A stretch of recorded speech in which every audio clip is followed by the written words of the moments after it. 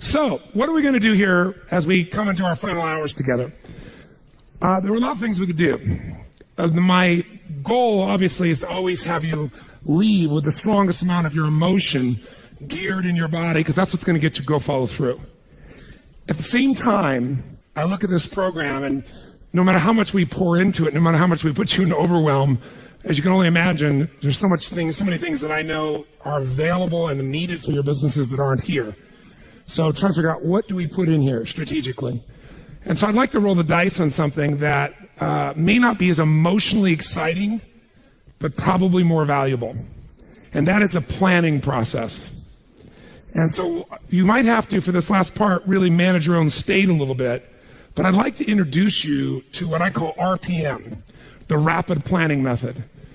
And RPM is an experience that when you master the thinking of RPM, you don't have to use the system itself even. You don't have to use a particular, mechanical system in terms of how you do this on your computer or calculator, on paper or whatever. But if you take on this thinking system, your entire planning process will transform, and so will you emotionally. And most people in life, when they're trying to plan something, when they're trying to put something together, like plan their day, we all learned yesterday that what controls our focus controls our life. Whatever we focus on, we feel, even if it's not true. You agree with me on this? Yes or no? And everything's trying to get our focus all the time, right? Advertising's trying to get our focus. Your phone's ringing. In your pocket, it's buzzing. And that buzz is either your phone, or it's an email, or it's a text. There's this constant something trying to get control of our focus. But what you focus on determines your destiny in your life. So if you don't take control of it, somebody else will. And so the challenge is, even when we try to take control of our own focus, even when we try and attempt to do this, usually there's so much distraction that it becomes very difficult to do it. And even if you did it in the traditional way, and you were going to go out tomorrow, and you're going to plan your day, or you're going to plan your week, you're going to go home. In order to plan it, you're going to have to come up with some answers for the week. And the question you're going to ask, if you don't know RPM, is what? What do I need to? Say it nice and loud. What do I need to? And that's a good question. It's much better than, why do I have to do this? It's much better than, what the hell do I do? A few modifiers around that language and you'll feel very different, won't you? So when you ask, what should I do? The answer you're going to get is usually based on whatever is most pressing on you at that moment. And what tends to press us is either something painful, right? Right now I got to do this, because if I don't do this, something's going to happen. Or something that we want, something pleasurable. Is that true? Or it could be our own sense of vision. But that's usually the last thing that we focus on. How many agree with me on this? Say aye. So let's say, for example, someone keeps coming to you and goes, I need this, and I need this, and I need this. And they do that in the form of your text. They do that in the form of a phone call. They do that in the form of an email. They do that in the form of walking up to you and go, hey, Tony, can I ask you a question? And right in that moment, they're coming to you and they're asking for the most valuable thing you have in life, your focus. Because out of your focus, you're going to put your attention, your energy, your intellect, your emotion, your thoughts, your lifeblood. And the way you invest focus is the way you invest thought, feeling, emotion, and life. And wherever you spend that focus is going to determine what you end up with in this life and what you're able to give in this life. So focus, bless you, is the single most important component you got to learn to take control of. And most of us are not very good at this. Primarily because the culture has conditioned us to respond to what we need to do. And when you're coming up here, Dr. Ruth here in front of me, and she goes, Tony, what I need to do right now is being dictated by the environment, not necessarily by what is most important for me or my mission or my direction or my life. Now, in a seminar, it's appropriate most of the time because this is what I'm here to do. But even in seminars, sometimes I have to say, can I get back to you in a moment? Because I have to do this because I'm also running this damn thing. I'm not just on stage, right? So the combination makes me have to look at it. And there's an army of people back here running it, and I got to help them, or they got to help me, and a lot of moving parts. So sometimes I got to stop and not let you take my focus, even though I'd like to give it to you. But if I were to ask, what do I need to do? I'm going to get a certain quality of answer. Let me give you an example of what I mean. True story. President, I won't go any deeper than what I can reveal without being disrespectful in any way, shape, or form. I would never do that. But it's a known fact, because it got out in the newspapers. There was a stage when President Clinton called me.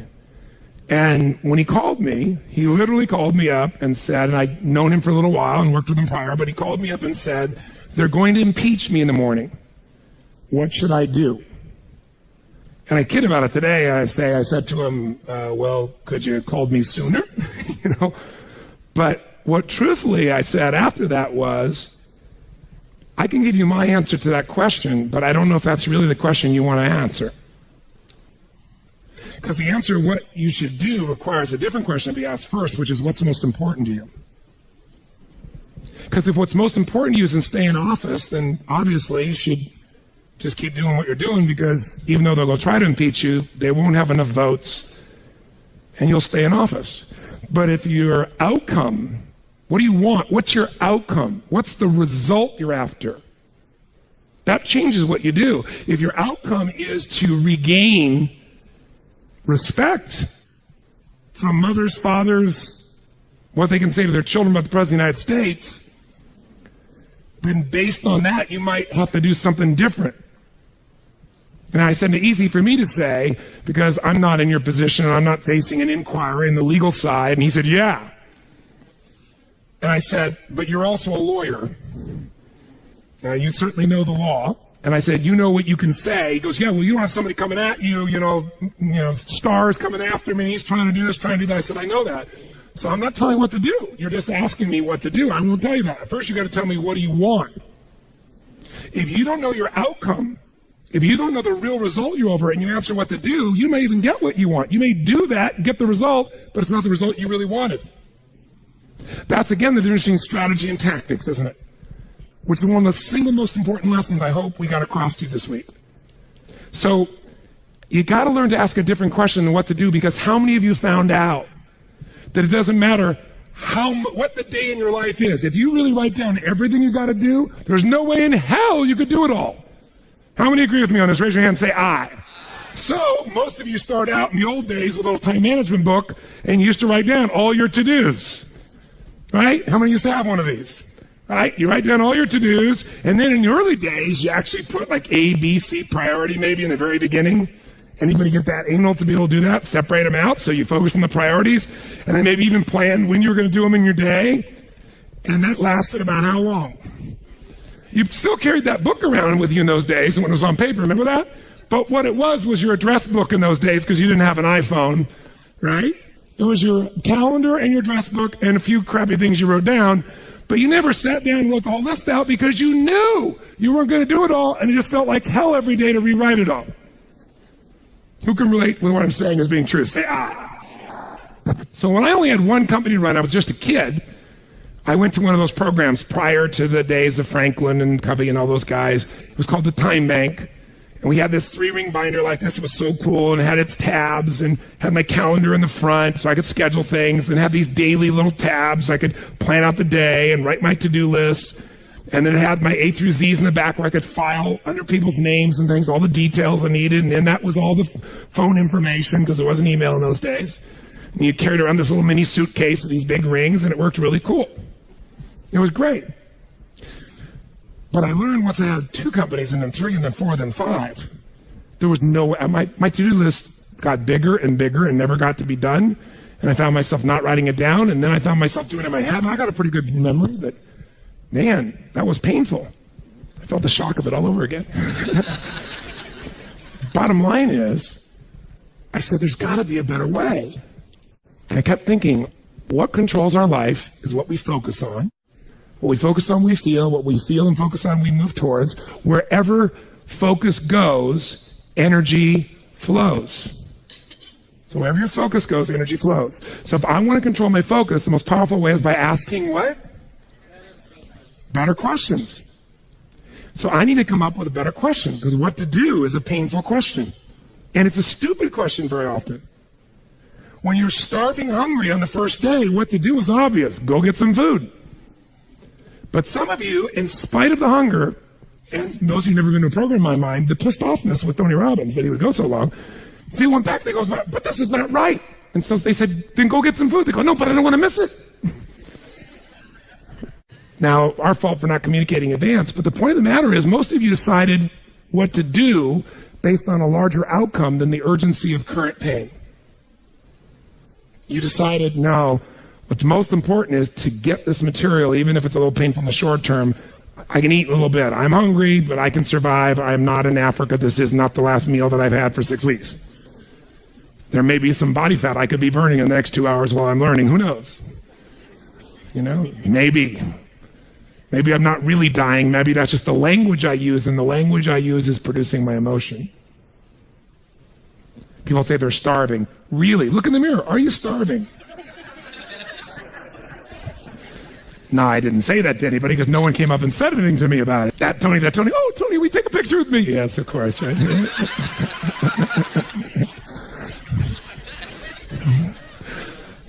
My point is this. Where focus goes, energy flows. You must control your focus. You do it with questions. If you ask the same questions as everyone else, you end up with the same answers. So, how did Bill Gates change his economic world?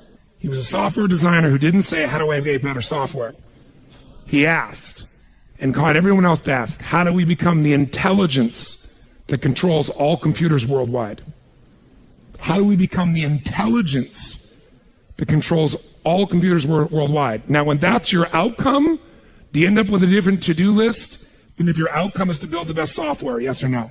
Yes. And that's why he's one of the richest men on earth. Change your question, change your life. When it comes to planning your life, I want to get you to learn to ask 3 questions now. And the first one is not, what am I going to do? And how many understand why now? Say, I. The question you want to ask yourself is, what do I want? What's my outcome? What's my result? The word RPM, the first one is to get you focused on the target. The target is not the activity. The activity can change. It's what's the result I'm after. If you know exactly what it is you really want, what you desire, what you're really after, clarity is power. The more clear you are on specifically what you want, the faster your brain can get you there. But if you're generally saying things like, what do I want? Well, I want more money. Fine, here's $1, get out of here. Did you achieve the outcome? Yeah, when you're that general, you think you're not getting your goal, you are. The way you language your goal, the way you think about it, you're receiving it. I want to feel a bit better. I want to lose some weight. Fine, you lost a pound, you're done. Because your brain's like a servo mechanism and a bomb and a missile. In the old days, you shoot a missile, and the target was going, and if you missed the trajectory, you missed it. Today, what happens when the missile's not on course? What happens? It locks on the heat signature, and what does it do? It moves and follows it. That's the way your brain is if it knows the outcome, if it knows the result. So RPM starts with, I got to know the result. This is a results planning system. The rapid planning method, but you can think of it as a results planning system. I need to know the result I'm after before I ever ask myself what to do. That takes more time. But it's worth it. Now, for time's sake, I'm not going to do this with you right now, but I'll tell you what I do when I've taught this to people and I've got a full weekend to do this in. Just give you a picture. If I asked you right now to write out your name, your full name. Now, some of you abbreviate your signature, but write out your full name in cursive. Go and do that one time. Write out your full name in cursive. I can't even use the word cursive. Is that really the word people still use? It means in handwriting, I guess, but in cursive. Just write it out full name, because you can do this later on. Full name. If you normally abbreviate, don't do that. You have to write out the full name. Now, if I had you get with a partner, and you can try this later if you want, I'm just going to tell you because I don't want to take the time because we have such limited time today. And I have your partner say to you with a stopwatch here, okay, ready? And I go, go. And you write it out. And you tell me when you're done. I go, stop. And I write down how long that was. So let's say you wrote out your signature and it took 5 seconds. And I say, ready? Write it out. Ready? Go. You tell me when you're done. Stop. And I write down 5 seconds. I have to do that 10 times. You'll find in the beginning, you'll be, let's say, 6 seconds. I'm making it up. Everybody's signature is different. And you probably might get down to as little as 5 seconds. If you have like an iPhone, you could do it as a digital stopwatch. You could see the milliseconds. Then I say to you, I want you guys to write every other letter in cursive. In other words, you're going to write half as many letters. How long do you think it would take to do it? Half as much time? Most of you, it'll take twice as much time in the beginning, and then eventually, what's interesting is, if I do it 10 times, and the last 2 or 3, and this makes no logical sense, and again, I don't want to take the time to have all of you do this 10 times, 10 times, 10 times, but you can go do it on your own, I'll just tell you the result. In most cases, even though you're doing half as many letters, you cut it by 2/3 of the time. There's something happens when you break an old pattern and you do it fresh. Your brain over the years has learned ways to move more rapidly since when you did your original signature, and you'll do it in 1/3 the amount of time. It'll take twice as much at first, and then it'll cost you 1/3 amount of time. Now let me tell you why I'm telling you this. The system I'm calling the rapid planning method, by the time I show it to you, you're going to go, this takes more time than just making my to-do list. When? When will it take more time? When? Initially. But once you get it in your nervous system, it'll take you less time because your brain will be thinking in outcomes and not activities. And when you think in terms of outcomes and not activities, pretty soon some of the activities in your list you don't even need to do to get the outcome. You find a better way to get the outcome quicker. Now, how do you do that? Yes, 3 questions. Question 1, what is my result? What is my outcome? What is it I really, truly want from this? If you're going back next week, and you said this next week, what are the most important outcomes for me to get this week in my business? And you just write those outcomes out, not your action items, the outcomes. If you do that and nothing else, you'll be ahead of the game. And if you just keep looking at those outcomes every day, how am I doing on that outcome? Your brain will come up with ways to get to that outcome. I promise you. Focus on outcomes, not on activities. Action for most people, activities, most people mistake movement for achievement. They mistake action items and to-dos for achievement.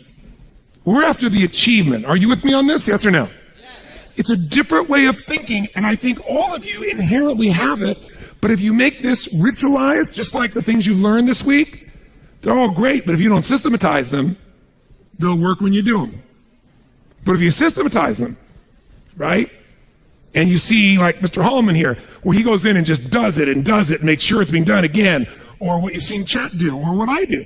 You just do it over and over again, you don't miss it. Now the results are geometric.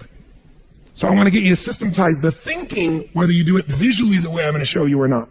So, first question, what's the result I'm after? What's the ultimate result? What do I want out of this week, out of this thing, out of my business, out of my life, for my body?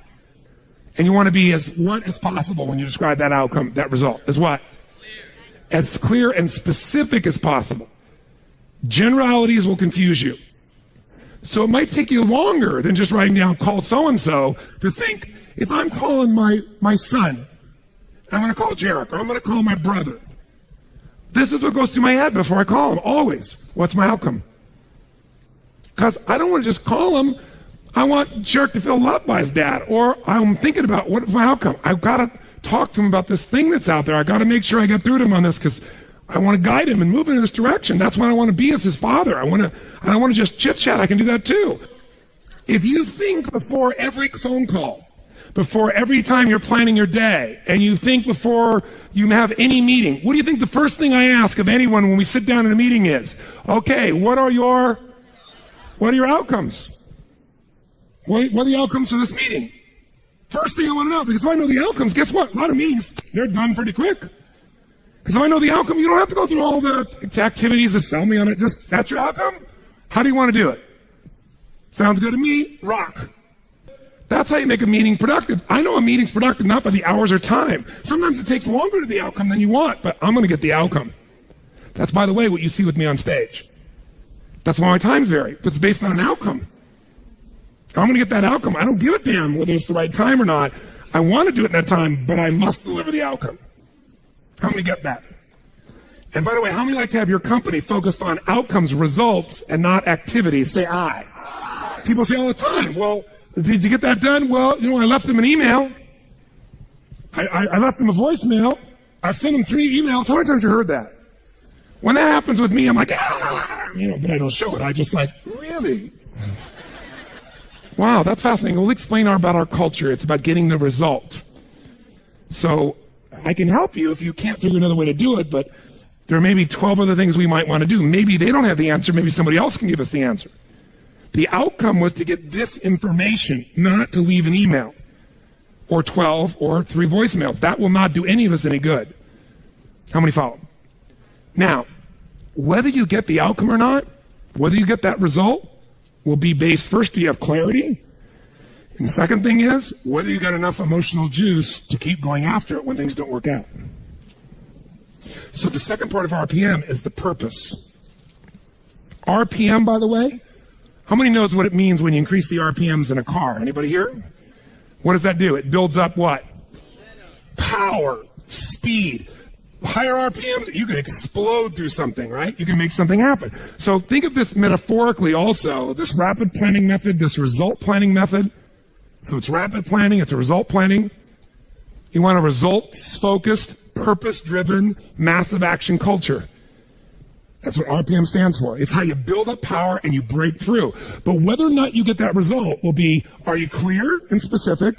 But also, do you have enough juice when it doesn't work out? How many of you are going after an outcome in your day or in your week, and for whatever reason, you're not able to get it? The person doesn't respond, they're not there, the thing's not there, something interferes, somebody interrupts you. Who's had their plans interrupted? Raise your hand and say, I. So whether you keep doing it or not is, do you have enough emotional juice? See, guys, you all know out of this week, you got more than enough to take your business to a whole nother level. You got more ways. You can go home and be artists now. And somebody, went by so fast, but many of you get into the program, you'll watch enough times, you'll be there. Somebody's going to invite us in, we're going to be there and make sure you do it. So it's going to happen. But the art of it being followed through or not is going to come, do you have the emotion to follow through? And that needs to be a part of your thinking also. So the next question I've always asked, besides the outcome, is why? Why is more important than how? Why are we doing this? What's the purpose? Purpose is more powerful than object. Purpose is more powerful than object. You say, I want $1 million. That's a great objective. I want $1 billion. Great objective. I want to feed 3,000 children in my community. That's a beautiful objective. It's even more specific. But even that objective, you might get excited about, so you realize what it takes to feed 3,000 kids. Right? And the politics involved, and all the people that don't follow through. And then you have this good intention, and somebody else is pissed off because one of the kids didn't get fed. Right? And you did everything you know how to do. What's going to make you keep going? Purpose. Why do you want to feed those 3,000 kids? Why do you want to make that $1 million, that $1 billion? Why are you going to take your business to the next level? Why is the most important thing to know, because that's where all the emotional juice and fuel is to actually get you to go through when the challenges show up. Every person you see who's on fire and is successful knows the why. And you know what the problem is? You might know the why in the beginning. You wrote a mission statement and stuff like that. You got to know why you're doing this right now. This right now. That's what's going to engage you and activate the why. You might have a why, but it's not active. How many follow the difference what I'm talking about here? Say I. Otherwise, that little law of familiarity shows up. We're doing this because and you repeat the why, but it has no emotion behind it. See, if I take a stick pin, no, I don't see anything like that, but when a woman has a blouse and they have like a little stick pin in it, let's think that stick pin is a word. And I take that stick pin and I throw it at you. Are you going to feel it? Barely. What if I take that little stick pin called a word and I wire it to the back out of a giant iron bar called emotion? Now I can take that stick pin and put that thing right through your heart. That's the power of why. RPM. R is the result, the outcome, what you're after. P is the purpose. It's the why. 80% of success is why. 20% is how. Get a big enough why, people will figure out how to do it. Yes. How many agree with me on this? Say I.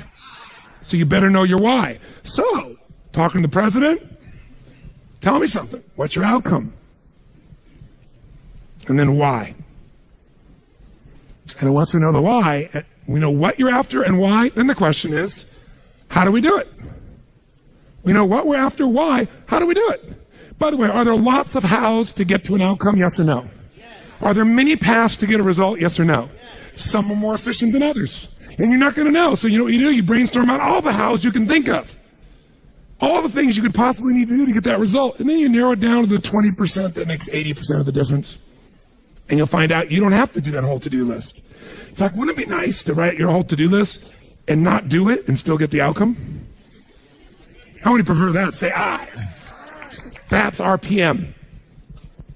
I love it when I don't do my to-dos and I got the outcome. That's the coolest thing in the world. You might have done one or two of them, but it's been learning selectively which ones are going to create it. But the only way I knew that was to brainstorm out the M, the massive action plan. If I know the result I'm after, I know what it is I want. What's the outcome? What's the result? What do I want specifically, clearly? And I know the why, and the why's got to move who? Who does the why have to matter to? Everybody around you. Well, if it's a why you're trying to get everybody to deal with, they got to have a why involved in it. But people do things for different reasons. People donate money for different reasons. Some of you donated money the other day here because you were moved by the experience. Some of you did it for connection. Some of you did it to contribute. Some of you felt guilty if you didn't do it. Somebody else did beside you.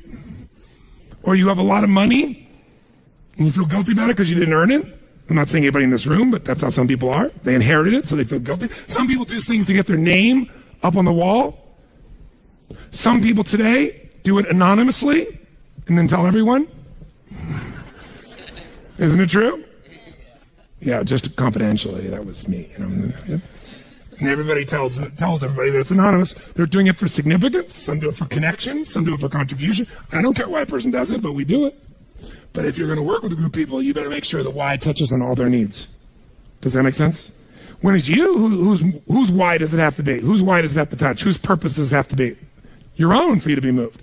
So if you know the result and you know the purpose, now you need the M, which is the massive action plan. We also call the massive action plan the map. It's your massive action plan, your map. How are you going to get there? What are you going to do? And by the way, when you're crystal clear on what you want and you know why you want it, you can make a big map. You can brainstorm a million ways to do it. Not all your houses are going to work. That's why you make a whole map. And then go back and gradually asterisk the ones that are the most important and go hit those. You might get the whole outcome in the first two action items and get rid of your whole rest of your list. This is RPM. This is how I operate. Now, if you never did this on paper and you just did this thinking process in your head, you'll get invaluable resources. If you learn to put this on paper, it'll be more powerful because then your brain isn't racing and you can see it. If you make it into a system that you personally use, your productivity will explode. If you teach your whole company to do this, your company will go to levels you can't even imagine because everyone will maximize their productivity. And it is different than any other system in its essence because it causes a different focus with a different level of emotion, greater creativity as a result of that, and then it shows you how to leverage it all. Does this make sense? So those three pieces, results planning, asking what question? What's the first question you're going to always ask? What do I really want? What's my outcome? What's the actual result I want from this day, from this week, from this conversation, from this meeting? Doesn't matter what it is. If that's all you ever do, you're already practicing RPM at a fundamental level. But if you want to juice it up, you ask the second question. What's the second question? Quick. Why do I want it? Why? What's juicy about this? What excites me about this? What do I really want about this? If I'm going to call this person, why am I calling them? And you know what? When you get a stronger why, the action items change because you're in a different what? Who knows? A different what? Make that same call without any clear outcome and any clear purpose. Or the outcome is get back to them. That's my goal. Get back to them. What's going to be the quality of the writing or the phone call or the vocal quality when you're getting back to somebody? Versus if you know my outcome is to make sure they feel like I am so in their corner that I'm here to make sure their needs are completely met, more than they've ever met by any person they've ever spoken to on the phone before, and that I am here for them and they can count on me. Why? Because that's who the hell I am. Because when people deal with me, they have found someone like no other human being they've ever dealt with, and I am a source they can count on. That's why I don't have to go chase 8 million new clients. That's why they stay my client for 17 years and pay me $1 million a year to talk to them on the phone once every 10 days for 10 minutes and see them 3 times a year for an hour. And I get a piece of the upside, so sometimes I get a couple $1 million for that. Why would somebody pay you that kind of money? Because when my guy calls me, he gets delivery he can't get anywhere else on the face of the earth. So I pride myself in that. And by the way, that feels juicy to me. It meets my need for contribution, for my need for growth, my need for significance. I'm the best at what I do. My need for certainty, I deliver. As a variety, who the hell knows what's going to happen when I pick up this phone? It's different every time. Because the market's changed, something's going on. How many follow? Say I. It's a very different thing than, oh, I'm getting back to my client.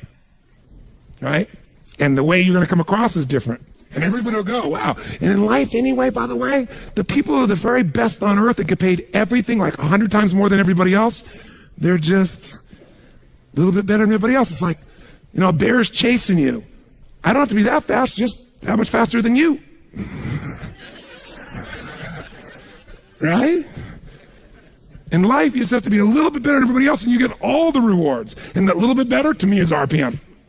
Okay? Now, RPM is also a visual chunking system. Visual way to chunk. Remember the other day when I showed you this little concept of this chunking system? Where, you have this to do, and this to do, this to do, I gotta do this, I gotta do this, and this, and this, and I gotta do this, and this, and this, and this, and I gotta do this, and this, and this. By the way, this is what happens when you ask yourself, what do I gotta do? Which I'm gonna show you, you should still do. You should ask yourself all the things you do and write them all out. And then when you've written it all out, you look at this and you step back and you say, okay, but what do I really want? What do I want out of this project? What do I want out of this day? What do I want out of this week?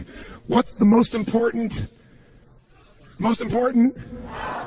outcome I could get out of this day, this week, this project, this element? What result do I want? And you go, well, I see this and this relate to that, but you know what I want this. Oh, if I want this, then this and this and this and this and this and this and this and this all fit into that targeted outcome. How many follow?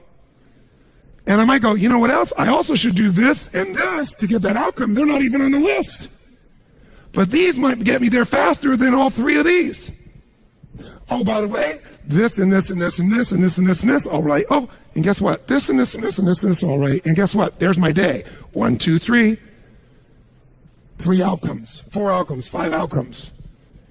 It's a different world. You will get yourself completely out of reaction. You start to take control. My question to you is this. How important do you think it would be for you to master a skill set like this, for you to have the quality of life you want, quality of business you want? 0 to 10, what would be the level of importance you'd give this, my friends? How big? 10. Where would you put it for you? 10. Raise your hand if it's a 10 for you. Let me see your hands. Good. I'm not going to teach you today.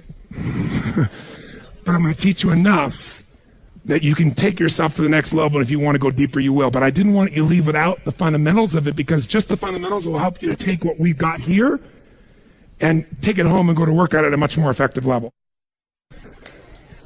So, if someone gave you a test, and they asked you, what would be the fastest way for you to change your productivity? It would be stop focusing on what to and focus on your. You have nothing else but that. What does RPM stand for? The Rapid Planning Method, also known as the Results Planning Method. It also stands for the 3 questions you're going to start to ask. What's the first question? It is not, what am I going to? The first question is, what is my? And then as you get more clear than that, outcome starts broad. To make it more specific, you say, what's the specific what? Result that I'm after. What do I really want? What's my outcome? What's the result? So usually I start out with the outcome because it's broad, and the result makes you make it even more specific. Okay? Start broad, get more specific. And by the way, writing that down, you might write your outcome and scribble out and rewrite it a few times so you got something that really grabbed you. That takes more time than just writing a to-do down. But it's time well wasted, if you want to think of it as wasting. And pretty quickly, by the way, you know what you're going to find out? There aren't that many outcomes you're after in life. Lots of activities, not that outcomes, and pretty soon it'll be a shortcut. Just like rewriting your handwriting, you won't just cut the time in half, it'll cut it by 2/3 because you'll know right where to go. That's what starts to happen. You start developing what I call pathways of power, where you know, this is what I do, this is how I do it, this is how I get to that result. And most people have no clue how they get there. The second P stands for, the second question I ask myself is what? What's my purpose? Why am I doing this? And there are different emotions for each of us that drive us most. Some words will completely change your state. When you have that right word, for me it's impact, for example, or love, or contribution, or making a difference, or have fun. A couple things like that change the game for me overnight versus I have to. How many hate having to do things? Say I. You don't ever have to do anything if you get clear about your real purpose. And then the M stands for my massive action plan, also known as my map, which is what you would call a to-do list. But it's the to-do list to get this outcome through the state of this purpose. Make sense? RPM. If you do nothing else but learn to ask those questions, use them as an organizational tool.